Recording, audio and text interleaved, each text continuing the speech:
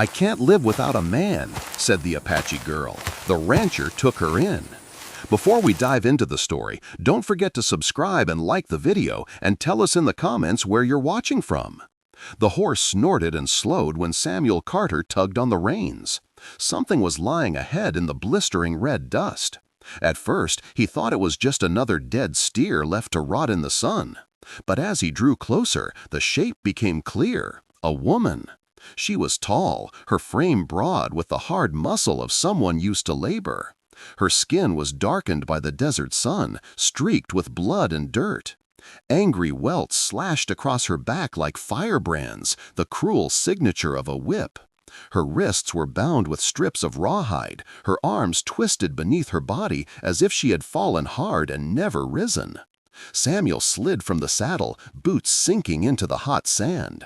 The air shimmered with heat so fierce it seemed to bend the horizon. He crouched beside her, pressing 2 fingers to the side of her neck.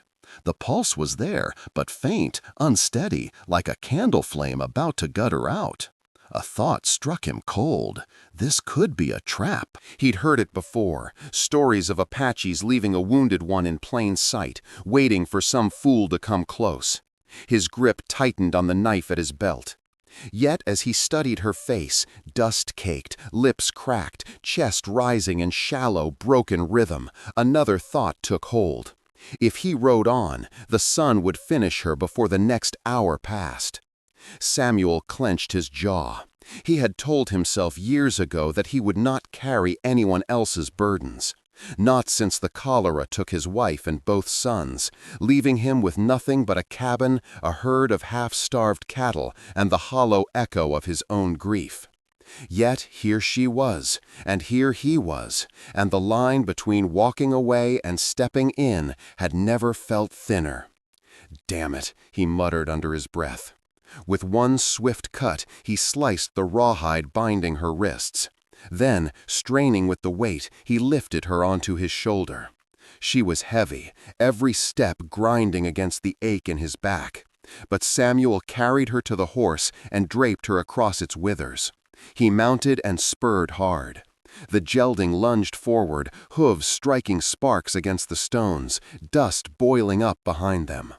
The air reeked of sweat and blood and scorched earth. Samuel didn't look back. Whoever had left her there would know soon enough which choice he had made. By the time he passed through the warped wooden gate of his ranch, his shirt clung to him with sweat. He slid the woman down gently, laying her inside on a faded blanket near the cold hearth. His hands moved quick and practiced. Kindling in the fireplace, flint striking, the crackle of flame rising in the gloom.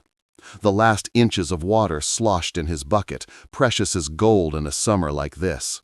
He dipped a rag, wiped the blood and dust from her face, then pressed damp cloth to her cracked lips.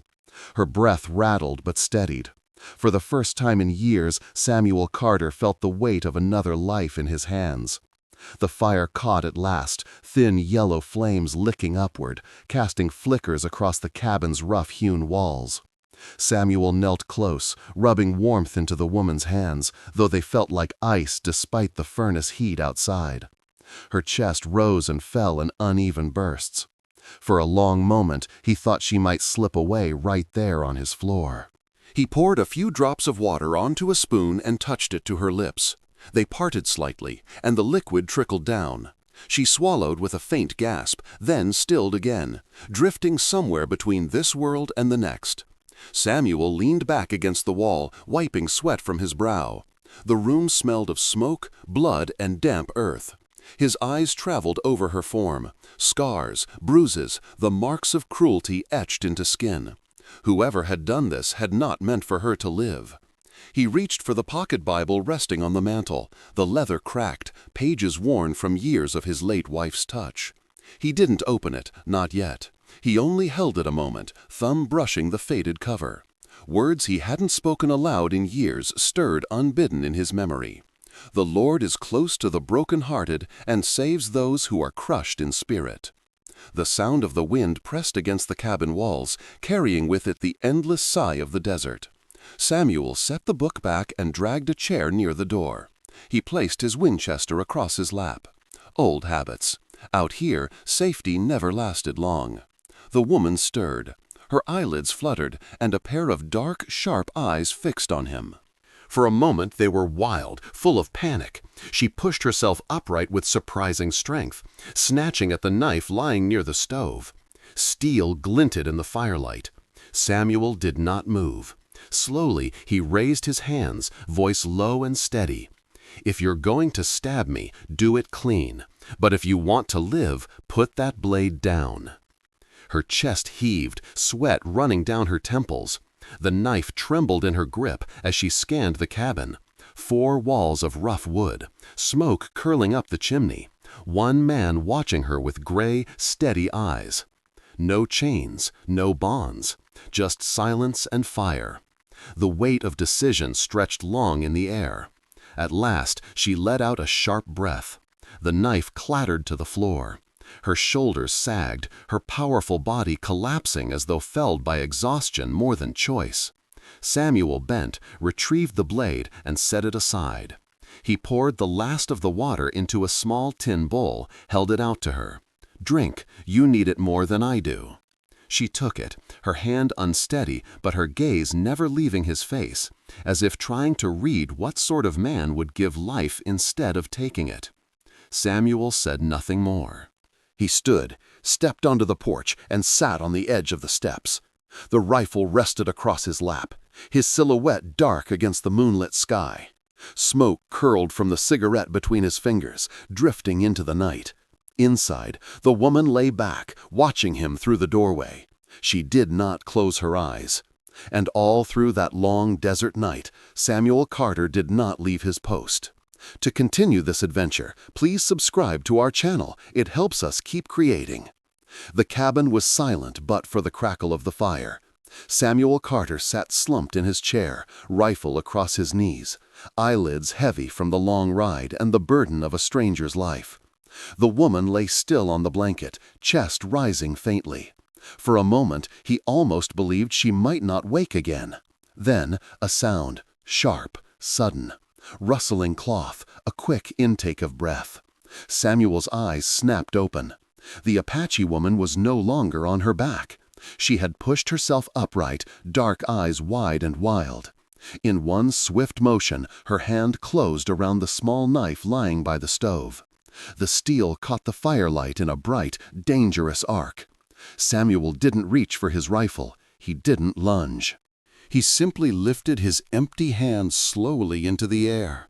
His voice was rough but steady, the drawl of a man long accustomed to danger. "If you're going to stab me, do it clean. But if you want to live, put that blade down."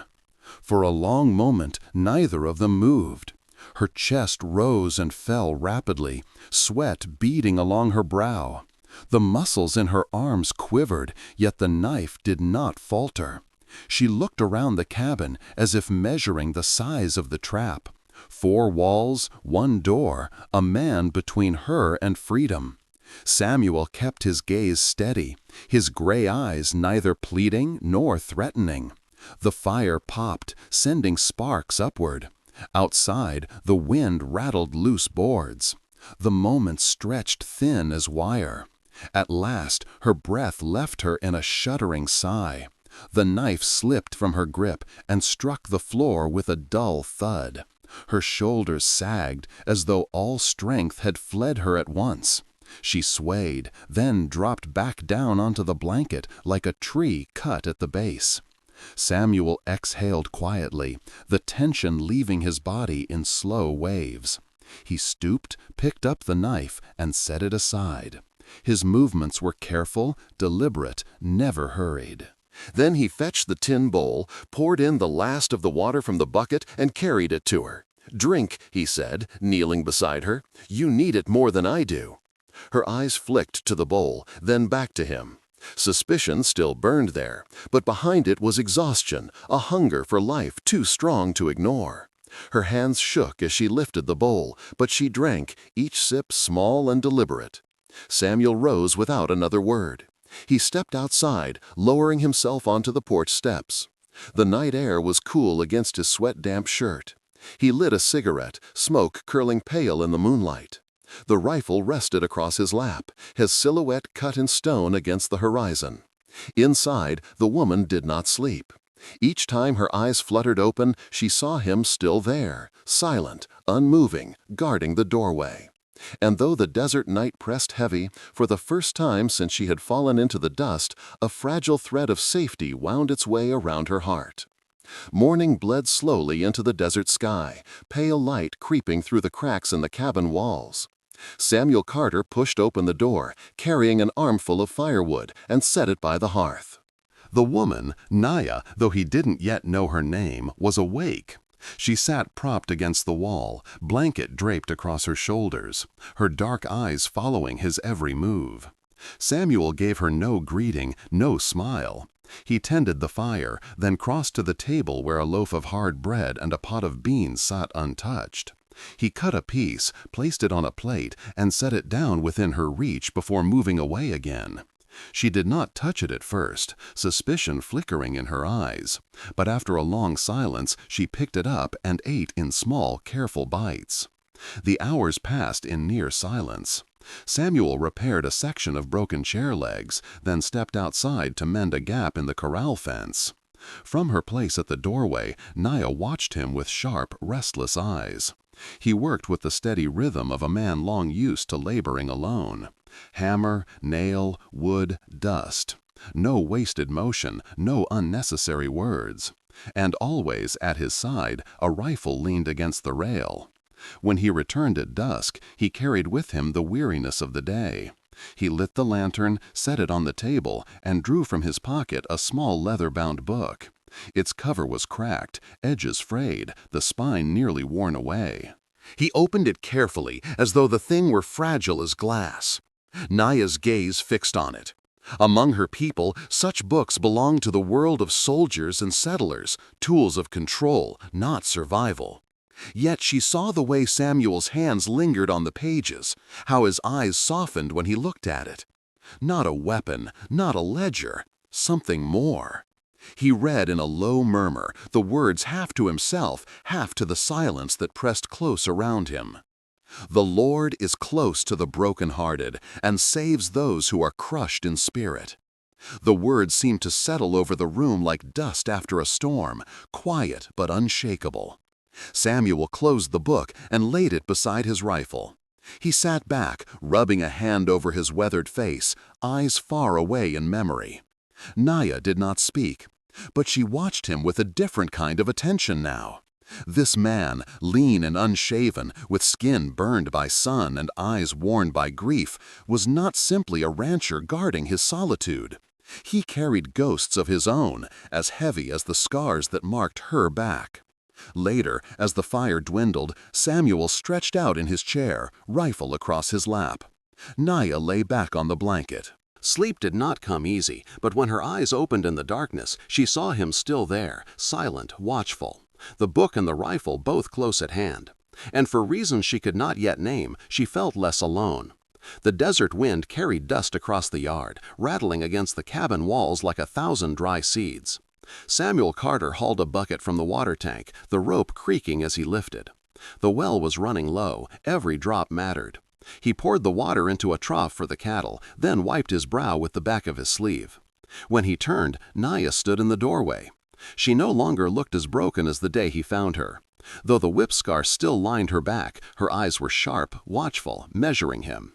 "You'll need more hands if you want that fence to hold," she said at last, her voice husky from disuse. Samuel regarded her a long moment, then nodded toward the pile of wood near the corral. "You know how to swing a hammer?" Her answer was a brief, almost defiant look. She walked past him, picked up a post thicker than he would have guessed she could lift, and carried it across the yard with steady strides. Samuel raised a brow but said nothing. The hours slipped away beneath the sun. They worked side by side, repairing the broken corral. Samuel showed her the rhythm of driving nails, the angle of boards against the posts. She learned quickly, her strong arms steady, her motions sure. By midday, a section of fence that would have taken Samuel 2 days alone stood firm once more. When the work slowed, Samuel built a small fire pit and warmed beans in a pan. He handed her a tin plate. She ate without a word, but he noticed she carried something in her hand, a small charm carved from bone, worn smooth by years of touch. "What's that?" he asked quietly. Her eyes darkened. She slipped it back into her pouch. "From my people," she said, her tone clipped. No more. Samuel didn't press. He had his own ghosts, his own keepsakes tucked away in silence. He only nodded and poked at the fire with a stick. As evening came, the desert grew quiet, shadows long across the yard. They patched the last section of wall, mud sealing cracks against the wind. Samuel straightened, stretching his stiff shoulders, and glanced at her. Sweat streaked her face, dust clung to her skin, but she stood tall, unbowed. He found himself surprised by a thought he hadn't expected. The ranch did not feel quite so empty anymore. The hammering, the hauling of stones, the quiet presence beside him, each sound, each motion was a reminder that this place was not only his burden to carry. When night fell, Naya returned to her blanket near the hearth. Samuel sat in his chair by the door, rifle across his knees. The silence between them was no longer sharp with suspicion. It was something else, fragile, tentative, but real. She lay back, clutching the bone charm in her fist, as if holding on to a past that had nearly destroyed her. Yet when she closed her eyes, the memory of the day's labor softened her breath. For the first time since he'd brought her here, she drifted into sleep without fear. And Samuel, listening to her even breathing, felt the cabin breathe too. The fire burned low, crackling in the hearth as the desert night pressed close around the cabin. Shadows danced across the rough-hewn walls, softening the edges of the room. Samuel sat near the flames, pipe resting unlit between his fingers, his gaze fixed on the embers. Across from him, Naya sat cross-legged, her blanket pulled tight around her shoulders. For a long while, neither spoke. The silence stretched, heavy but not hostile, more like a waiting, a pause before something that needed to be said. At last, her voice cut through the stillness, low and direct. "Why did you save me?" Samuel looked up, his gray eyes catching the firelight. He didn't answer right away. He shifted in his chair, leaned forward, elbows on his knees, as though weighing the cost of the truth. "Because I couldn't stand to see another death," he said, finally.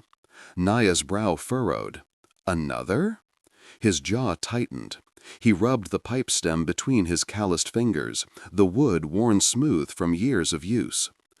"Cholera took my wife and both my boys, left me with nothing but land too dry to farm and cattle too thin to sell." He paused, eyes narrowing at the flames. "I buried them myself. After that, I swore I'd keep to my own troubles, no more." The fire popped, sending sparks drifting upward. His voice grew quieter. "But when I saw you in the dust, I couldn't ride past. I just couldn't." Naya watched him carefully. His words were steady, but she caught the edge beneath them, a wariness that came from wounds never healed. She knew that kind of pain. Exile from her people had cut her just as deep, leaving her alive but untethered, nameless. For a long time she said nothing. Her hand slipped to the bone charm at her waist, fingers curling tight around it. Finally she spoke. "Among my people, I am nothing now, cast out, better dead than wandering." She lifted her eyes to him, dark and searching. "Yet you risked your life for me. Why?" Samuel's gaze held hers, unwavering. "Because you're still breathing, that's reason enough." The words settled between them, plain and unadorned, yet heavier than any oath. The fire dwindled to embers. Samuel leaned back, drawing a long breath, his shoulders easing. Naya stared into the flames, the knot in her chest loosening just slightly. She did not smile, but her eyes softened, the hardness giving way to something she thought had long since died: recognition. Here was a man scarred by loss, not so different from herself. Not savior, not captor, just another soul carrying the weight of survival. When she lay down that night, her grip on the bone charm loosened. And though the desert winds whispered through the cracks in the cabin walls, she slept without the sharp edge of fear. Samuel, watching from his chair, closed his eyes at last. For the first time in years, he did not feel entirely alone. The morning sun baked the yard in gold as Samuel tightened the strap of his tool belt.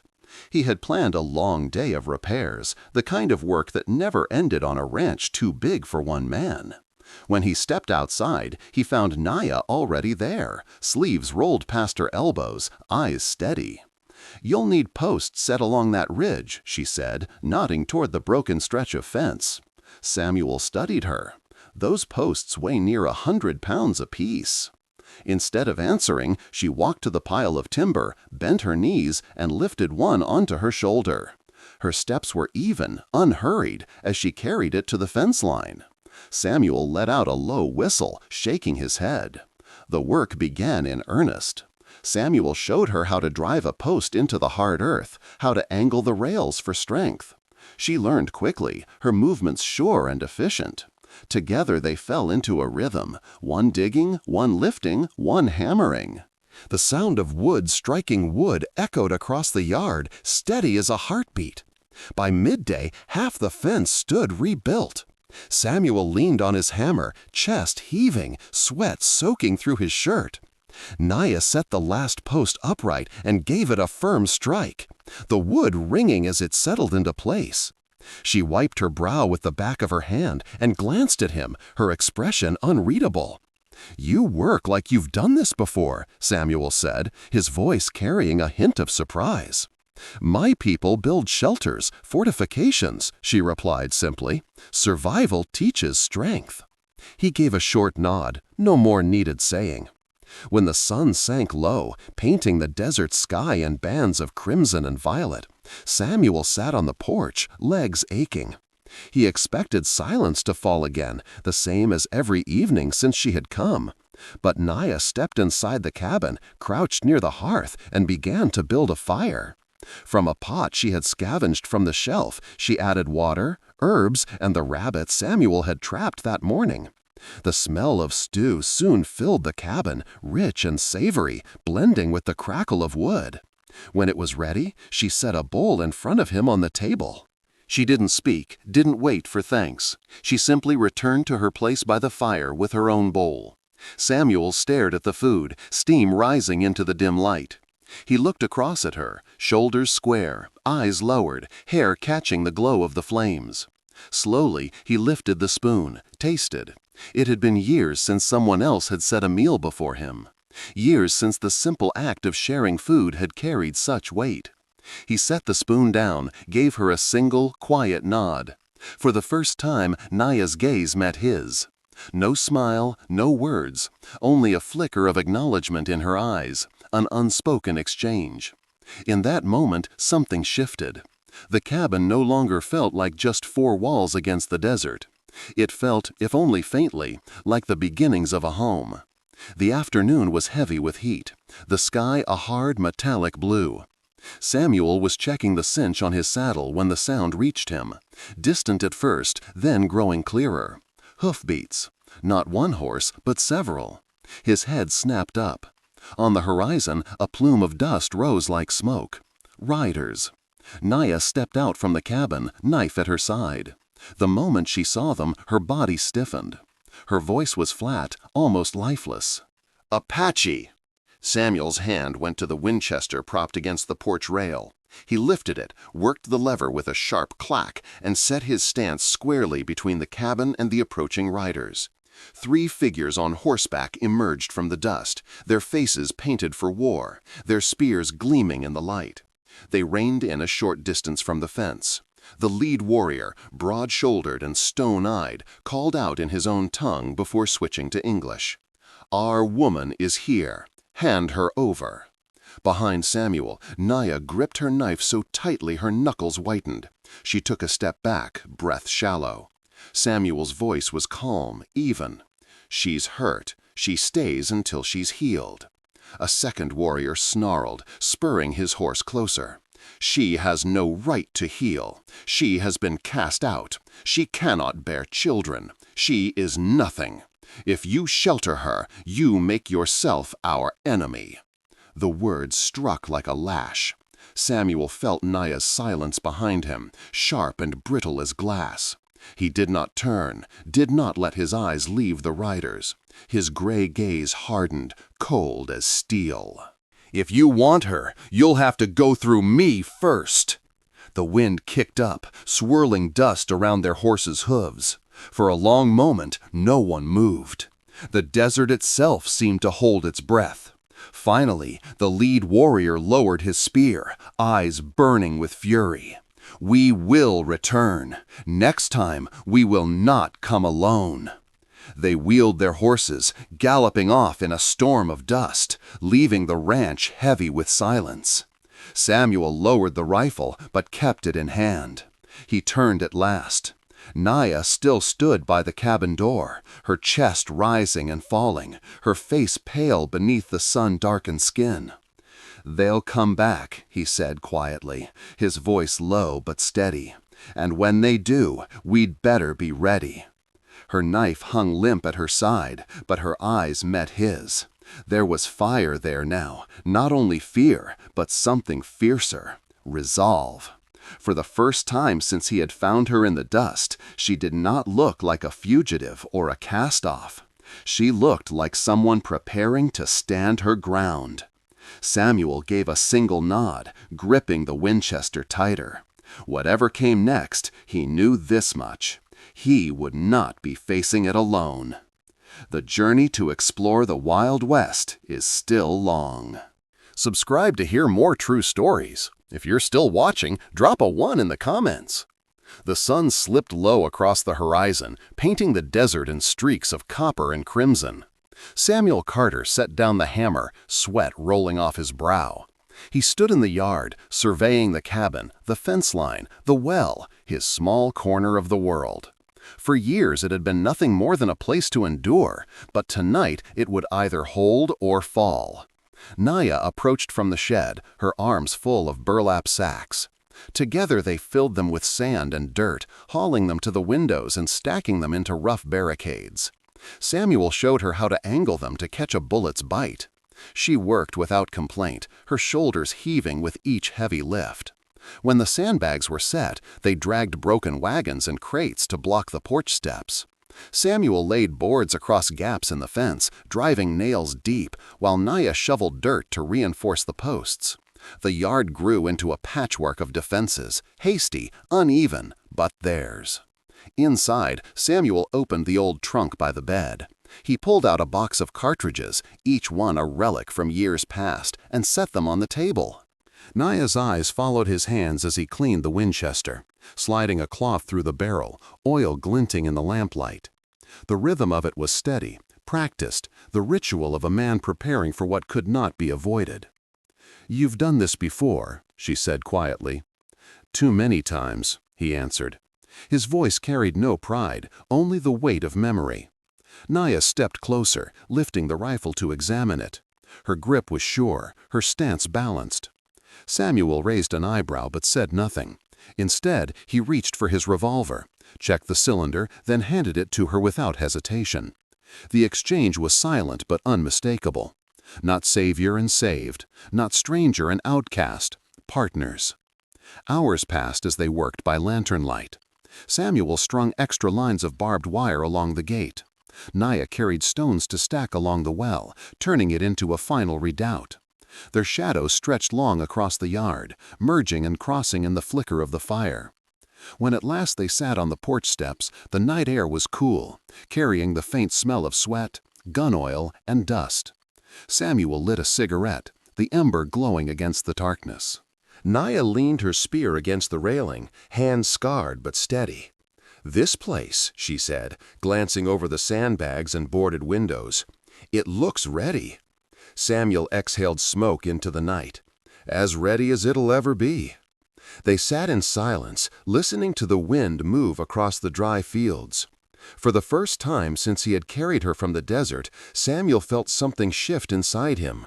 Not the burden of another life, but the weight of standing with someone who had chosen to stay. Tomorrow, the riders would come.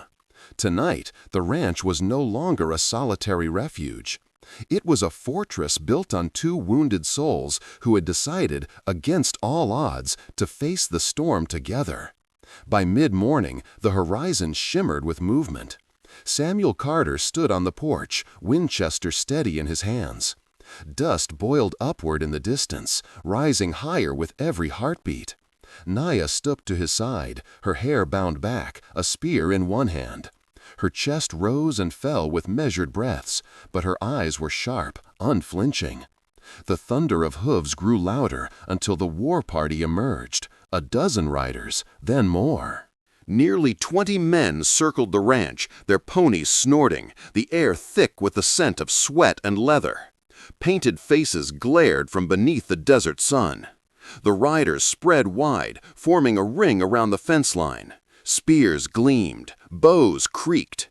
The circle tightened, dust swirling about them like a storm waiting to break. From their ranks, an elder rode forward. His hair was silver, long and unbound, his shoulders draped in a cloak of deer hide. His face was carved with age and authority, eyes like obsidian stones. He raised a hand, and the circle fell still. His voice carried low and solemn, words heavy as stone. She was cast out. She belongs to the dust. Hand her over, and you may yet live. Behind Samuel, Naya stiffened, her grip tightening on the spear shaft. The words cut deep, reopening wounds that had never healed. Samuel did not step aside. He stood tall, boots planted on the worn porch boards, the Winchester leveled in his arms. His gray eyes fixed on the elder without wavering. "She's still alive," he said, his voice even but resolute. "And she has the right to choose her own fate." A murmur rippled through the riders, low and dissonant, like wind through dry grass. Some shifted in their saddles, hands tightening on reins and spears. The elder's face remained impassive, but the air thickened with tension. "Her choice was taken," the elder replied. "The tribe has spoken. She is nothing." Samuel's voice sharpened, cutting through the heavy silence. "She's not nothing. You left her to die in the desert, and still she breathes. That means she's something more than your sentence. That means she belongs to life." For a heartbeat, the world seemed to hold still, the cattle penned silent, the dust frozen in the air.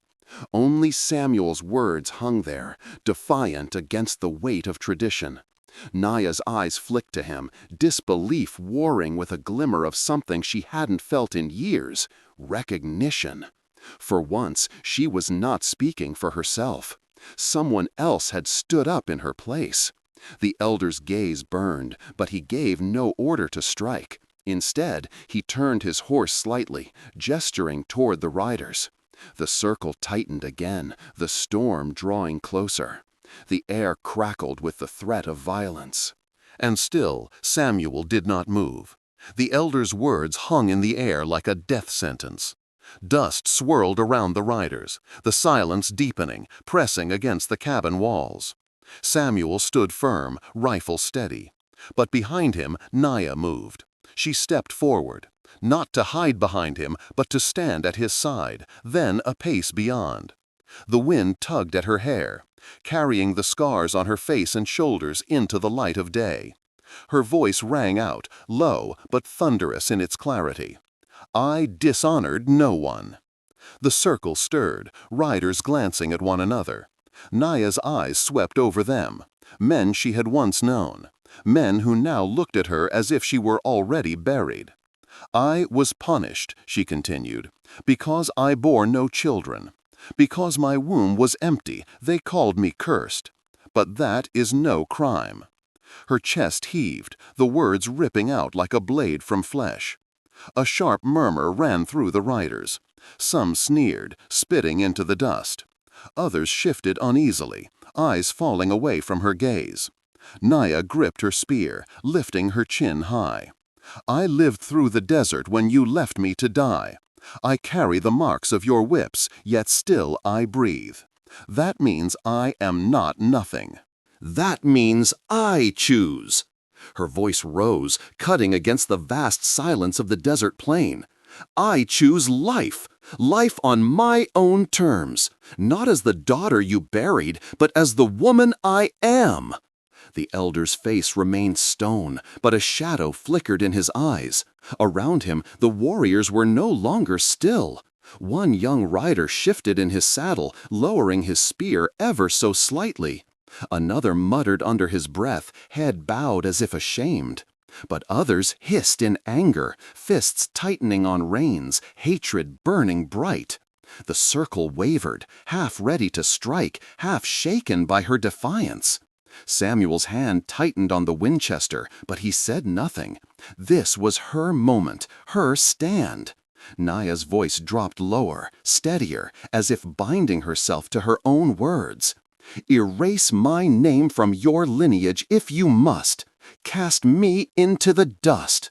But hear me now. I am still alive, and I will not die by your decree." The words struck harder than any weapon. Silence rolled outward, deep and wide, until even the horses stilled. In that silence, the truth of her exile was no longer a hidden shame.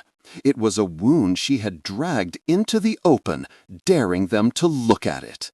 Daring them to face the injustice they had written into her skin. For the first time in years, she had spoken not with fear, but with choice. The elder's cloak rippled in the dry wind as he guided his horse forward. His gaze fell heavy on Samuel, sharp as a blade honed over years of judgment. "You shelter her," he said, his voice carrying across the yard. "Then know this, her fate is now bound to yours. If she spills blood, it is on your hands. If she brings dishonor, it stains your name. The tribe casts her into exile, but the shadow of her choice will follow you as well." The words were not just threat, but sentence. A chain laid across both their necks. Samuel's jaw tightened. He had lived years as a ghost, hiding behind fences and cattle, speaking to no one but the wind. He had lost everything once, and the hollow of that grief had nearly swallowed him whole. Yet standing there, between the rifles and the riders, he felt something shift. For the first time in years, he was not afraid of what it meant to be bound. He lowered the Winchester just slightly, enough to make his words carry more weight than his weapon. His voice was calm, steady, drawn from a place deeper than defiance. "Never will I leave you," he said, his eyes locking with Naya's before turning back to the elder. "Never will I forsake you." The scripture cut through the desert air like a bell tolling across a canyon. It was not a shout, not a plea, but a vow, anchored in something older and stronger than any tribal decree. Naya's breath caught, her eyes widened, not in fear, but in something far more dangerous to despair. Hope. The riders stirred. Some shifted uncomfortably, as if the words had reached past the fence and struck them square in the chest. Others sneered, muttering curses. But none could dismiss the stillness that followed. The elder studied Samuel, his expression unreadable. He saw not just a rancher with a rifle, but a man who had chosen chains of his own making, chains forged of loyalty, of faith, of a promise no exile could sever. "You tie yourself to her," the elder said slowly, almost with disbelief. "So be it. When dawn comes, the council will decide if either of you are worthy to remain on this land." He turned his horse sharply, the warriors falling in behind him, dust rising in their wake. Their hoofbeats thundered across the plain until only silence remained. Samuel lowered his rifle fully, the weight of it heavy in his hands. Naya stood beside him, her shoulders squared, though her eyes shimmered with something unspoken. He looked at her, gray eyes steady. "You don't stand alone anymore." For a long moment, neither moved. The sun beat down, harsh and unyielding, but in that fragile silence, both carried something stronger than fear, the certainty of a choice made and a vow sealed. The sun dipped beyond the horizon, leaving a sky awash in amber and deepening violet. The ranch lay still, its barricades casting long shadows across the yard. Inside the cabin, the lamplight glowed warm, though the air was heavy with the weight of waiting. Samuel sat at the table, polishing the last of the cartridges. His movements were slow, deliberate, a ritual to keep his hands steady. Across the room, Naya crouched by the fire, stirring a pot of stew that neither of them seemed hungry for. The smell of rabbit and herbs filled the air, a fragile reminder of normalcy in a night that was anything but. When the meal was done, they ate in silence. Each bite was measured, more to keep strength than for taste. When the bowls were emptied, Samuel carried the lantern outside. He set it on the porch rail, its glow flickering against the sandbags and nailed boards, painting the defenses with ghostly light. Naya followed, her blanket draped loosely around her shoulders. Together they sat on the steps, the night air cool against their skin. The stars spilled overhead in endless rivers of silver, the desert quiet save for the distant cry of a coyote. For a long time, neither spoke. The silence was not awkward, but weighted, as if words would fracture the fragile peace they had carved out. Finally, Samuel exhaled, smoke curling from the cigarette between his fingers. "Tomorrow," he said simply. Naya nodded. Her hands tightened around the blanket. "The council will not show mercy." "Maybe not," Samuel replied. His voice was calm, resigned, yet unwavering. "But we'll stand. That's all that matters." She turned her head, studying him. His profile was etched in lamplight and shadow, lines of weariness carved deep into his face. Yet beneath it, she saw something she had not noticed before, not just defiance, but steadiness. A man who had chosen and would not turn back. Her chest eased, the tightness loosening like a knot undone. She drew a slow breath and let it out, her shoulders lowering. "I am not afraid," she murmured, almost as if convincing herself.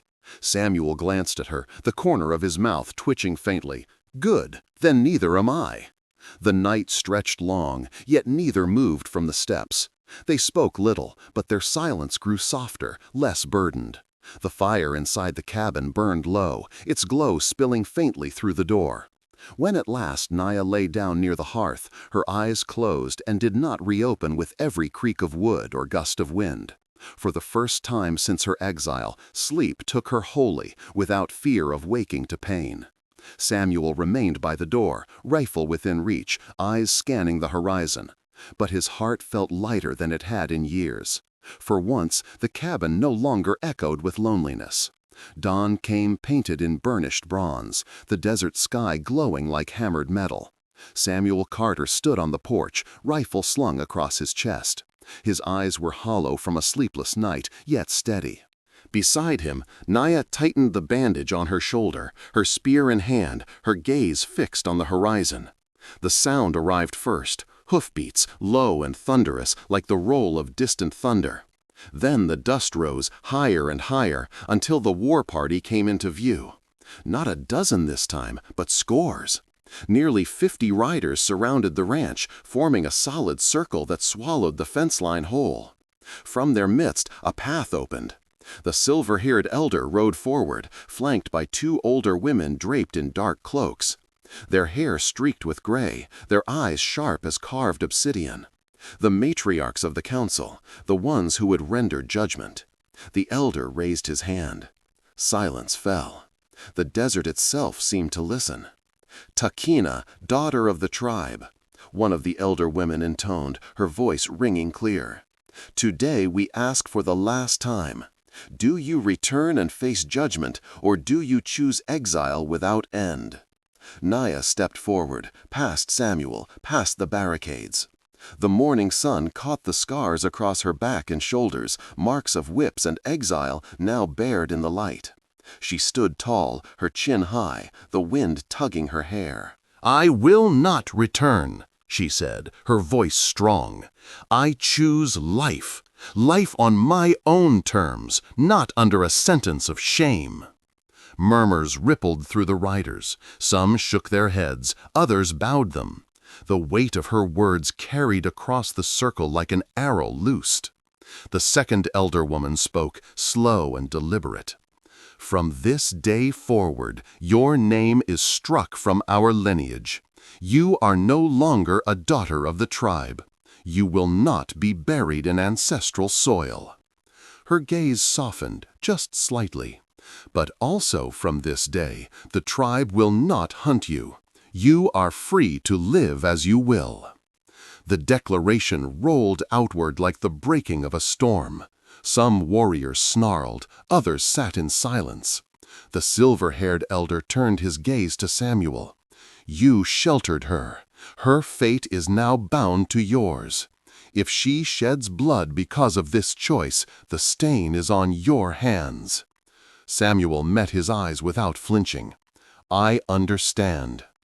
The elder raised his hand, and one by one the riders turned their horses. The circle broke, hoofbeats fading into the distance until only dust and silence remained. Naya stood rooted, her breath sharp, shoulders trembling, but unbowed. She had been erased, stripped of name and home, but she was free. Samuel stepped beside her, his voice low but steady.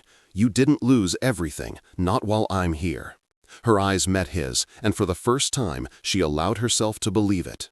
The sun climbed higher, casting its light across the battered ranch. Exile was no longer a curse, it was a beginning. If you like this video, please comment number 9. If you don't like it, please comment number 0. And please leave a comment and share your feelings. The storm came without warning.